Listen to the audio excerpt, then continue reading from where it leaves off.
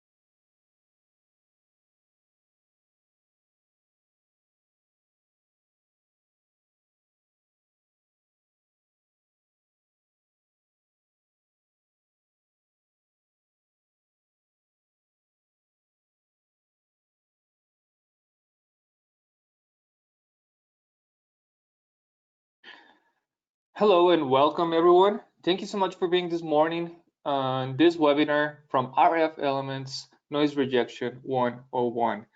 As a friendly reminder, this webinar will be recorded and will be sent to your email right after the webinar. Also, if you want to send us all of your questions throughout the webinar, please use the question panel on the right side of your screen, and we'll be happy to answer all of your questions throughout the chat. And by the end of the webinar, we'll also be having an open session for all of your questions. So thank you again for being with us this morning. And for today's webinar, Tasos Alexiou will be helping us with the webinar. So Tasos, if you're ready, please go ahead. I'm ready. Thanks. Thanks for the introduction. Thank you everybody for joining us. Again, my name is Tasos with RF Elements, and today we'll be doing our Noise Rejection 101 webinar. So we'll be talking about all the things that make horn antennas great and how we achieve all this noise rejection and great performance. So at RF Elements, we deliver fast, sustainable wireless, and we do this via a few different methods. The first method is the use and design of our noise-rejecting horn antenna technology. So our horn antennas are designed specifically for the best overall performance of all parameters that are important to wireless, not just one, not just the highest gain, not just the best front to back, not just zero side lobes. We incorporate all those things because each and every one of those parameters are important for having fast connections, high modulation rates, and so on. The second method is our zero loss methodology, or near zero loss twist port adapters, right? So when you utilize these twist port adapters, you get near zero loss, which basically makes your links better, because the radio is it's a more efficient transmission medium from getting the RF from your radio to your antenna. So when you combine an outstanding performing antenna with a highly efficient transmission medium, our twist port adapters, you're able to build networks that give you massive scalability, unlike you've seen before, right? So you're no longer stuck to 320-degree antennas or 490-degree antennas. You actually have the ability to massively scale up your network, because we offer so many different sizes of horn antennas and different beam angles and gains that really allow you to grow almost endlessly for the number of subscribers that you have. So when we first introduced our product, or when we were first developing the product, we had to really look at what the problem really is out there, and we realized that the major problem with most wireless networks is spectrum, right? Really, we have a finite amount of usable spectrum that we can use, and then within that usable spectrum, if you have lots of noise, it then further reduces the amount of usable spectrum you have. So there's the legal amount that you're allowed to use, and then there's the actual usable amount, right? So we had to address the spectrum issues that were faced by most antennas. And the problem with that is really the antenna radiation pattern, right? So antenna side lobes are inherent to most of the older legacy antenna systems deployed today, your parabolic dishes, your patch array sectors. These technologies are old antenna technologies from a time when radios weren't as sensitive, when radios didn't have very high modulation rates, when the radio systems weren't very complex, right? So these old side lobe antenna technologies are for an old radio technology, not for more modern radios, right? So we have to grow and innovate the antenna technology to match, right, the requirements of the more complex radio systems that we use today. So these legacy antenna technologies really don't allow for exact beam angle with the appropriate radiation pattern, right? So what this means is that most of the antennas that you're using radiate energy in different angles and different widths than what you think, right? So you may buy a 60-degree patch array sector and you think, hey, it's 60 degrees wide and that's it, but that's not the case. The side lobes make it go way beyond that 60-degree angle. So there's absolutely no precision to the way that the antennas radiate their signal out. So it makes it very difficult to mitigate noise and manage your RF spectrum. So, RF noise is really a result of this older technology really being deployed in the field, and it's causing these issues for WISPs, as well as others, right? Whether it's your own WISP or your competing WISP, right? So it's a never-ending struggle between the two to try and coexist, right, and do it. So RF noise is really created by deploying poorly designed and outdated gear in a really unsustainable way, right? Again, you may not have noticed these issues in the early days because really the client density wasn't high, the AP density wasn't high, right? So today we're throwing out more and more APs to deal with more and more customers, right? So it's really growing in an unsustainable way with this old technology, and the RF Elements horn antenna solution is really how we do this. So again, the problem is really antennas with the wrong beam angle and huge side lobes. So let's look at like an antenna here. this is an omnidirectional antenna, right? So if you really look or you think about how the antenna works, basically the Omni is just one big side lobe, right? There's really not much more to it. It radiates in 360 degrees, and if you consider where your customers aren't, right, this is the areas where you don't want your signal to go because it's really not necessary. So these areas where the radiation pattern propagates, where you don't have customers, is the types of stuff you want to alleviate because there's no reason for you to hear anything from that direction. So Omnis are really, the wrong antenna today and from moving forward for this one reason. If we look at the patch array sector antennas, we can see the side lobes here in 3 dimensions, right? So as the antenna rotates around, you can see the beams coming out the sides, the top, the bottom, the back, right?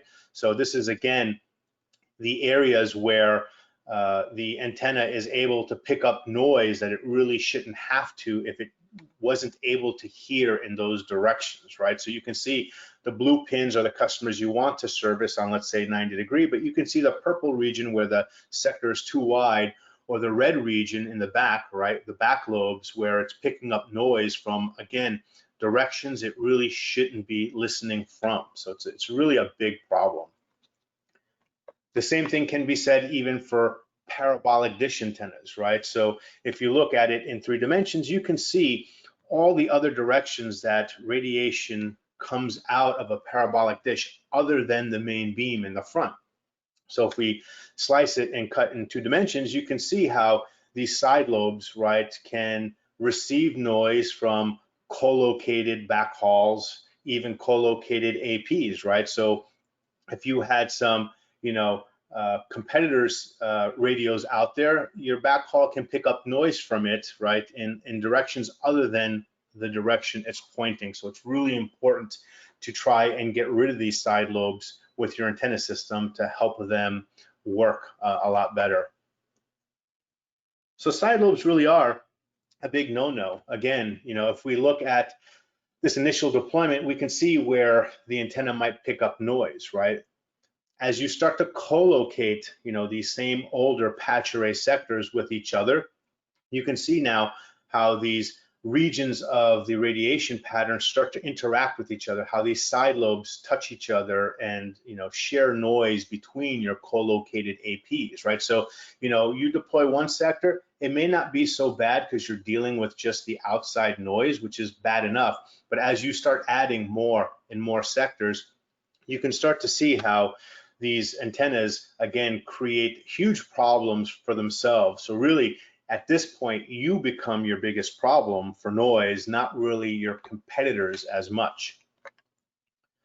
Again, the same thing for parabolic dish antennas on backhauls and point-to-points, right? So you can see the region of this radiation pattern where you don't need to receive signal from, and you can see when you co-locate a second backhaul with it, how they start to interact and touch each other. And even if it's a competitor's backhaul, again, it's even worse. So really visualizing these side lobes, which are often ignored. When people look at the spec sheet, they're always looking at the main beam size, right? Saying it's a dish is 3 degrees or 4 degrees or 6 degrees wide, and they think that it doesn't hear, right, for the other 354 degrees, and it's not true because the side lobes radiate out in all directions and are able to not just receive noise, but also create noise for co-located devices. So really the solution, again, is an antenna with the correct beam angle and no side lobes. This is really the key. This is the, the holy grail for what you want to do and what you want to have with today's radio systems in order to have the best performance out of your system. So let's look at this point-to-point setup here, right? So if you just removed one of your parabolic dishes and you installed like an ultra horn, right, with no side lobes, you can start to see how the network throughput would go up because the noise starts to get reduced and the side lobe interaction is practically negated. if you were to get your competition to understand this technology as well and have them also start deploying antennas that work properly, you can see how this can make things overall better for everybody, not just yourself. Because again, as long as you have side lobes, co-located on your tower, it's gonna create issues, right? So the best challenge and the best bet here is to try and get all these antennas with side lobes removed from your network, so that way the overall performance for everybody, more spectrum becomes available, everybody has better, a better ability to deliver higher speed packages because they're not competing with noise, which is the number one issue. Sometimes when you look at a spec sheet, you look at the side lobes and they look really small. So this is basically what a parabolic dish antenna looks like on a linear scale. So you can see that the side lobes look really small in comparison to the overall radiation pattern, but these side lobes are actually quite big. They're, they can reach out and have an effective range of about 2,000 feet, right? So, it may not make a difference on a 10-mile link to your other side, but to co-located APs, you can see how it makes a big difference, where if you look at the horn on the right-hand side, there's absolutely zero side lobes. So hopefully this kind of puts it in perspective on why side lobes are an important thing to consider when you're looking at your spec sheet. Although they look small, the little lobes on there, they really are highly effective radiators for co-located devices, and this is a really important thing to understand. So if we look at, our point to multi-point setup here, again, just by removing one sector and adding a couple of horns, you can see how the side lobe interaction goes down and the overall noise interference level starts to decrease on your tower because there's less interaction there. Again, of course, if you replace them all, this is when you finally really start to see the overall benefits of what horn antennas can bring to you and why our antenna solutions scale so fast, right? And give you the ability to massively increase your AP density. I know, when we first started, people had maybe 4 or 5, maybe 6 sectors on a tower, and that was, pretty overloaded. Nowadays, with horn antennas, people are putting up dozens, 12, 20 horns on one tower, and everything is working in pure harmony with each other, right? So there's really, again, no other antenna technology out there that allows you to do this other than RF Elements horn antennas. When we talk about the side lobes for a parabolic dish, previously, if we look at the side lobes on a linear scale of a sector, we kind of see the same thing, right? So at 5 miles out, the side lobes might seem like no big deal for things out in the field, but when we zoom in and we look at how effective the radiation pattern is of the back lobes and the front to back ratio of the antenna, it has an effective range of about 1,600 feet. So again, you could see how when you co-locate these things, how they can interfere with each other and really create a lot of issues. So again, although sometimes the side lobes on the RF polar plot that you look like on the spec sheet looks really small in comparison to the main lobe or the main radiation pattern that you're interested in, you have to understand that at close range, those little lobes are extremely powerful, extremely powerful.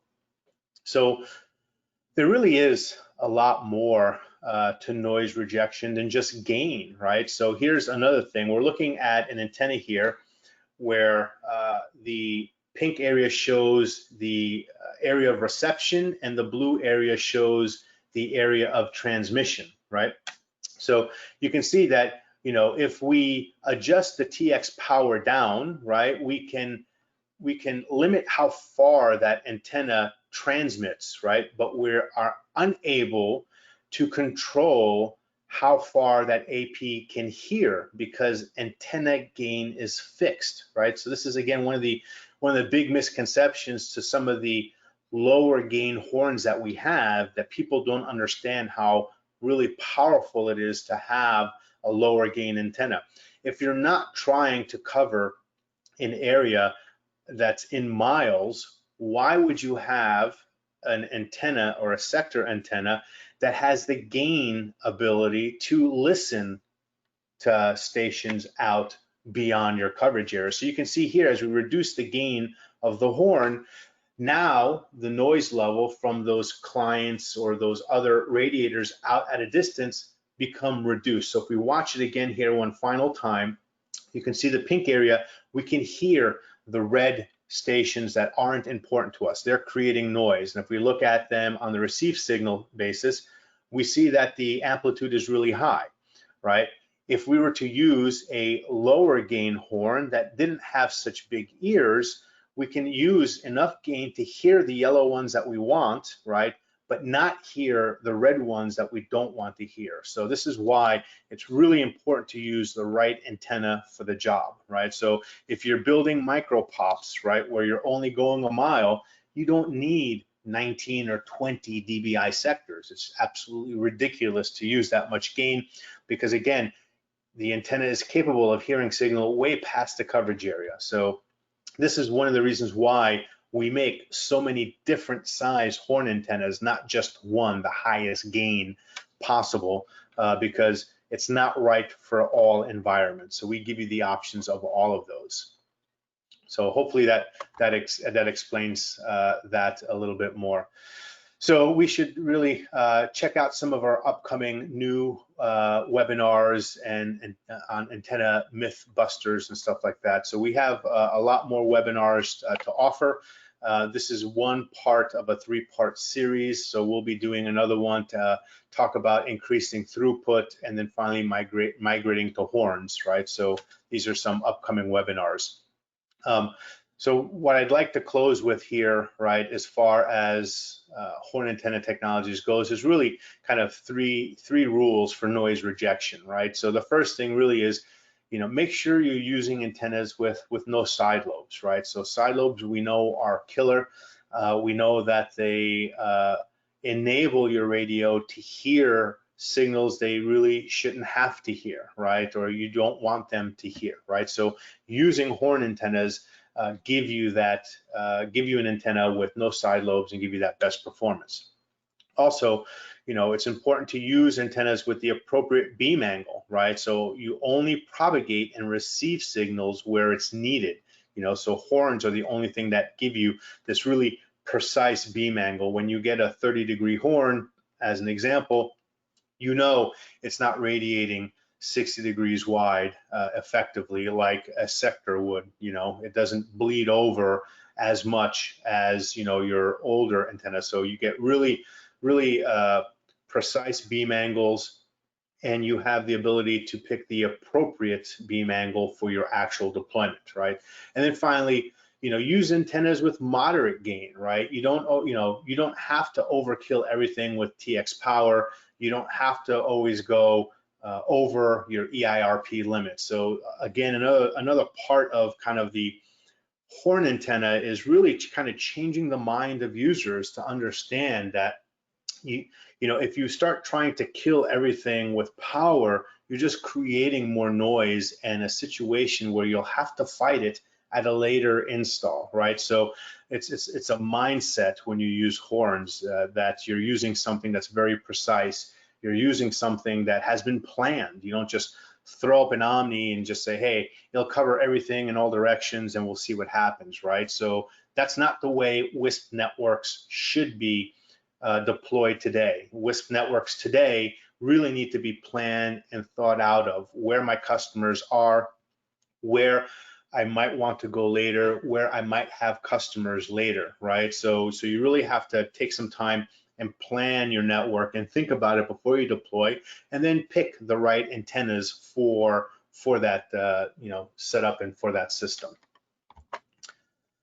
I'd like everybody to also look at our forum. So we have a fairly active community on rfelab.com. It's a great place to interact with us, our engineers, our team, as well as other WISPs. Maybe search to see a problem that you're having and how somebody solved it, or if you have any questions, it's a great place again to interact with us and get your questions answered for really any topic, any issue you may be having on your network.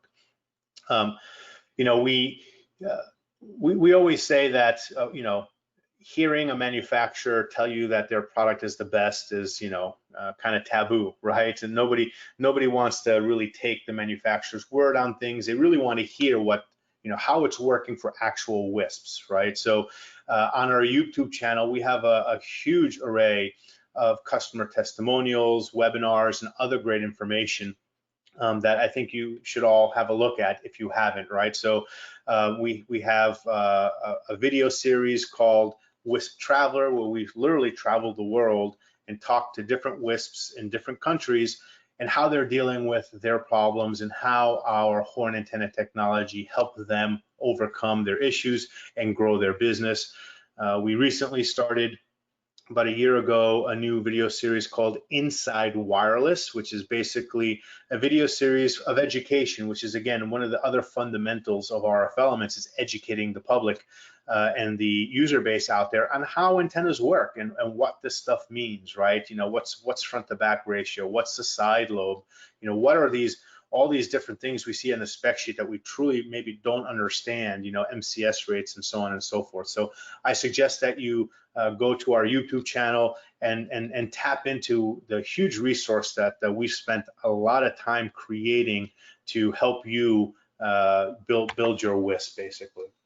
And then finally, stay tuned. You know, we've been at this now for a little over 5 years. We've been in the industry, and we're just getting started. We're looking at going into other frequency bands other than 5 gig and 2.4. We're looking at CBRS as a possibility. So we don't sleep. We're not done with the horns that you see. We're constantly improving not only our current designs, but bringing out new designs, right? So a lot of exciting stuff to come.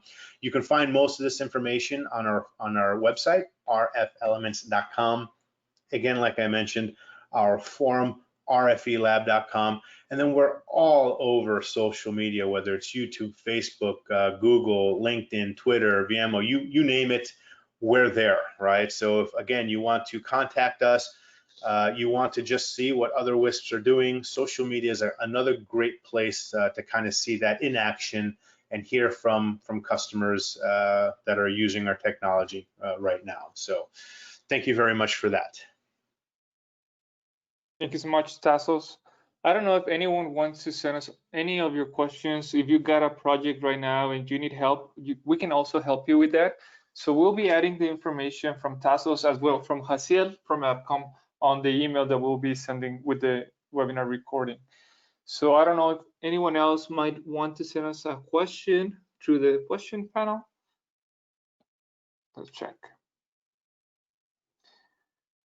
Also, all of these webinars will be hosted at epcom.net. So if you want to review any of our previous RF Elements webinar, you can always go check on our website, epcom.net. So let's see, we got a question from Integratech Panama. Your horn antennas are compatible with Ubiquiti Cambium only, right? I think they're compatible with other brands. Tasos, I don't know if you want to expand on that. Yeah, absolutely, absolutely. So let me just talk about what makes a radio kind of compatible with our system, right? So, you know, there's really two kinds of antennas that we offer, right? So we have the twist port series, right? And that's the one that has those special adapters, right, for the different radios that are out there. So, you know, radios have to be a certain size, right? They can't be too big, too bulky, too heavy in order to make a twist port adapter for them. So for all the common radios that fit this kind of small form factor, we have twist port adapters that are supported for Ubiquiti, for Cambium, for Microtech, and Mimosa, right? So those are the four main manufacturers that we support via our twist port ecosystem.